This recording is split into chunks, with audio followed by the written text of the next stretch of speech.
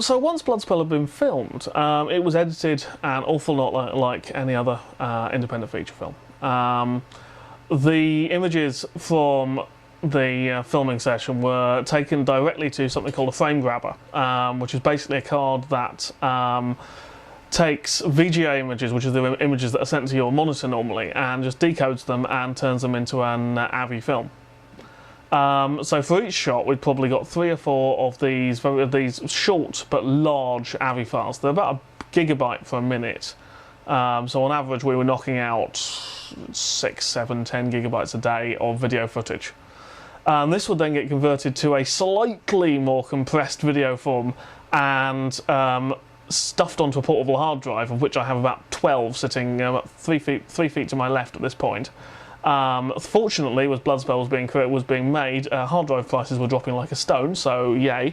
And if the gods were smiling on us and everything had worked and the files had actually converted properly from PC to Macintosh and nothing had gone wrong, blown up, fallen over, or stopped working, then we would actually get to edit, which was nice.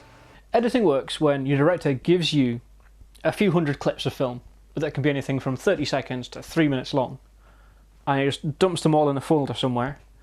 And then you have to try and find the 3 or 4 seconds you might want from each of those chunks to go into your film, and you've got to try and put it all together. That's pretty much how it works. And you'll get everything. You'll get all the ones that work, all the ones that don't work, all the ones that just go horribly wrong halfway through, and you've got to try and put together some kind of Frankenstein's monster of a film. In practice, Ross Banbury, who was doing most of the editing, was in 1 to 2 days a week. So normally, what would happen is he would get banished to my living room because the office in which BloodSpell is filmed is decidedly small, and he would then crouch on the sofa like some kind of spider with 20 million hard drives all humming and whirring around him. And would frantically attempt to assemble the assorted crap which we had filmed over the last few weeks. Now, when we started doing this, I used to give the clips that we filmed descriptive names, like Big Boom, or Smaller Boom, or Jared Runs Away, or And Now the Monks Get Down. And after Ross had threatened to do unpleasant things to my anatomy with a fork, I started on the more common convention of shot 1, shot 2, shot 3, and so on. But there was the ongoing problem that, of course, I was directing the film, so I know exactly where I was going and what I was doing.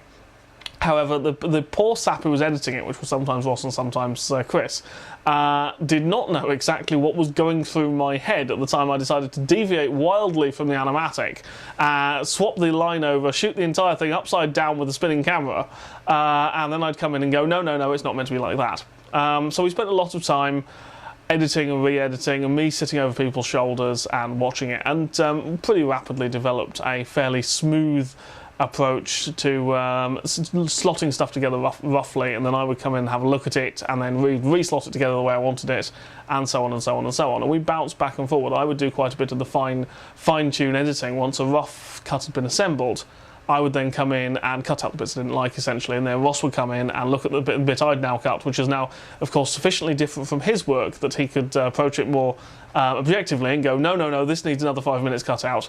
And so things would gradually get shorter and shorter and tighter and tighter. And for example, the big fight scene on the chessboard was originally about 3 times the length it is now. We cut out an absolute ton of footage, which is mostly what you're doing. It's cutting out the crap bits to make it a tighter and better film. The other thing that we did with BloodSpell, which is the first time we've ever done this on a film, is we made really extensive use of what us video pros, allegedly, would call motion graphics, which are essentially 2D effects of various kinds that you apply to the film afterwards. And the most common example of this would be green screening, where you shoot someone against a green background, and then in post-production you can take the green background out and replace it with another layer of video or an image or whatever. For example, in the feature-length version, the entire sequence on the stairs where the Master and Jared are talking is green screened.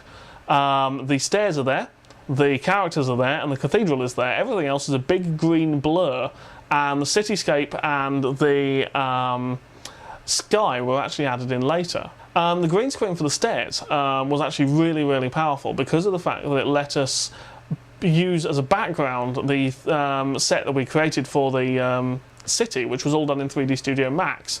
Now that was actually a larger set than Neverwinter Nights could possibly handle, about 4 or 5 times larger. But we didn't want to do the entire scene in 3D Studio Max because it would have taken forever and I would have wanted to kill myself. So by green screening we were able to put the animated characters in the foreground, the animated camera, and then put a simple sky which was just an image in the background and animate that in our special effects program. Every now and then we'd find something that was very awkward to actually film in the game, so we just cheated and did it in the edit instead. So we'd just use a screenshot of it and we'd edit it in Photoshop and then stick it in the edit. So we cleaned up a few shots that had unpleasant alpha channel overlays. So we had like white lines around things, we'd get rid of them.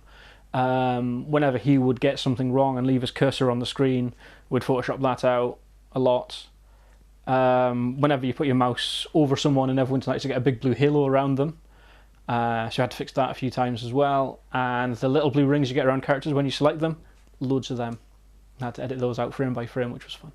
In other shots and other sequences, we managed to make things come alive by using special effects in post-production. So, for example, when the door monster and Jared disappear and reappear, the effects there, the little blinks of light, those aren't in the game at all. Those were actually added later on. We used that really subtly towards the end when there were rocks crashing down as the entire fortress is coming apart. A lot of the time you'll see dust clouds coming back up again. Those dust clouds are mostly added in post-production, because there wasn't a particularly good dust cloud effect in Neverwinter Nights that we could use, and that gave us an awful lot of flexibility. I think there was maybe more of a suggestion that he was trying to escape or run or something, which would be a bit more natural. But the point there is that he's still the Procurer's still quite filled at that point. He doesn't figure out what's going on. And so I think that's... Focus grouping is one of those things that sounds tremendously Hollywood, but in my opinion it's actually one of the most powerful tools that a filmmaker's got. In BloodSpell's case, it was just a question of getting a bunch of people who I trusted into a room, and I'd show them the episode and they'd make notes on it, and then afterwards they'd tell me what they thought, and if any bits confused them, if they didn't understand anything, if anything just looked really ugly, and we would re-edit the film or the episode on that basis, on the basis of the notes that they'd given us. And that would make an enormous difference to the quality of the final episode that was released. There were all sorts of comments, all sorts of strange little things went wrong. Just anything really. The light was in the wrong area. Like somebody would one of the lines which the actors had said might come across as unintentionally hilarious. Unintentional hilarity removal was a big part of it, actually. I do remember feeling particularly bad once where I, in particular, was really quite scathing about one of the key scenes. I think, as far as I remember, it was the lead up to the revelation of Jared's parentage, where I just thought that there was absolutely no drama in the way that it had been shot, no sense of tension or of conflict, and that scene, I think, was possibly the first quarter of an episode, was within a week, I think, completely re-edited.